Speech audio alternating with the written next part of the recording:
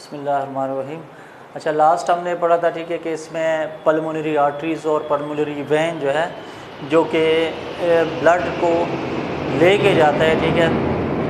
Pulmonary artery का हमने पढ़ा कि जी वो हार्ट से डीऑक्सीजनेटेड ब्लड को लंग्स तक लेके जाते हैं, ठीक है। फिर वहाँ पे वो ऑक्सीजनेटेड होके पल्मोनरी वेन के ज़रिए ऑक्सीजनेटेड ब्लड जो है वो हार्ट तक जाता है, हार्ट आगे उसको डिस्ट्रीब्यूट करते हैं, ठीक है। तो क्योंकि हमने पढ़ा दो मेन पार्ट्स होते हैं इस रिस्पायरेटरी सिस्टम के, एयर पैसेज वे है और दूसरा लंग्स है। तो लंग्स को ज़रा देखते हैं कि लंग्स में क्या क्या है।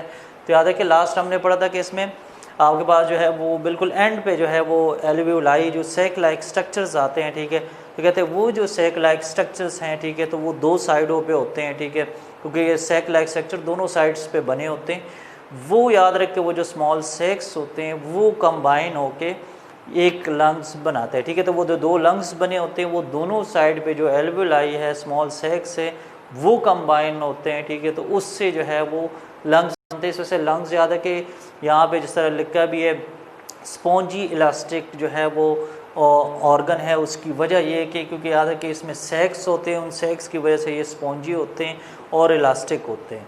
दूसरा ये लंग्स याद रखिए यहाँ कहाँ पे होते हैं, ये रिब्स से 12 पेयर ऑफ रिब्स होते हैं। उस रिब्स के अंदर जो है जो कि उसको प्रोटेक्ट कर रहे होते हैं, ठीक है, उसके नीचे ये होते हैं। और याद है कि जो लंग्स होते हैं वो उसकी नीचे फिर जो है वो एक मस्कुलर जो है वो मेम्ब्रेन सी होती है जिसको हम कहते हैं डायफ्राम, ठीक है। तो डायफ्राम जो है वो लंग्स जब कंप्लीट होते हैं तो उसके नीचे जो है ये आते हैं। अच्छा, उस अब लंग्स को अगर हम देखें, ठीक है, फिजिकली तो उसमें लिखा हुआ है जो लेफ़्ट साइड पे है वो थोड़ा सा स्मॉल इन साइज़ होते हैं, जो राइट साइड पे है वो साइज़ में ज़रा ग्रेटर होते हैं।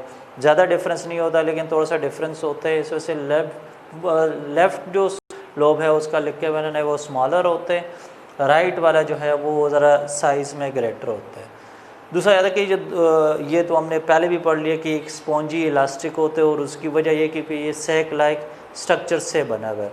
एक और चीज़ इसमें याद है कि इस जितने भी आपके बॉडी के अंदर डेलिकेट ऑर्गन्स होते हैं उन सबको मेम्ब्रेन सराउंड करते हैं। तो इस वजह से ये जो स्ट्रक्चर है इसको भी मेम्ब्रेन सराउंड कर रहे हैं, ठीक है। और उस मेम्ब्रेन के जो है और उस जो लंग्स है उनके दरमियान फ्लूइड भी होते हैं। वो फ्लूइड का काम क्या होता है, वो जो है उसको लुब्रिकेशन प्रोवाइड करते हैं। क्योंकि याद है कि लंग्स का काम क्या होता है, कंटिन्यूसली कंट्रैक्ट और रिलैक्स होना।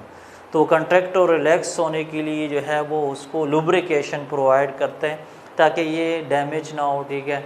तो वो लुब्रिकेशन जो है वो इस वजह से ज़रूरी है। तो ये लंग्स जो है वो लास्ट पार्ट था रिस्पायरेटरी सिस्टम का।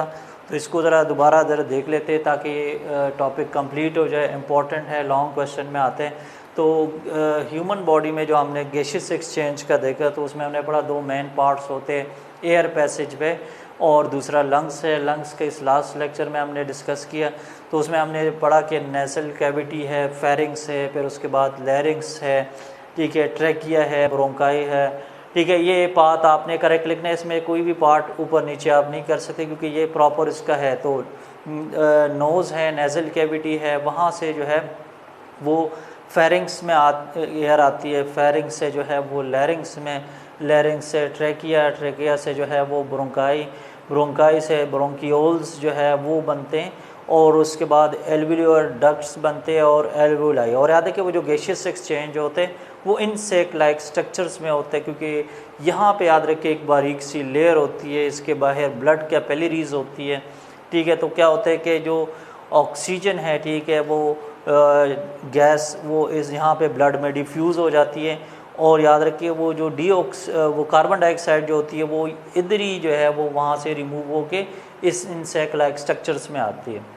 तो वो याद है कि वो जो ब्लड है, ठीक है, वो जो पहले ऑक्सीजन लेके आया होता है, ठीक है, वो उसमें से जो है वो ऑक्सीजन यहाँ डिफ्यूज़ हो जाते हैं, वो डिफ्यूज़ होके जो है वो कार्बन डाइऑक्साइड पर इसमें आ रहे। तो गैसेस जो एक्सचेंज का प्रोसेस है वो याद है कि बाकी में सिर्फ एयर मूव कर रही होती है।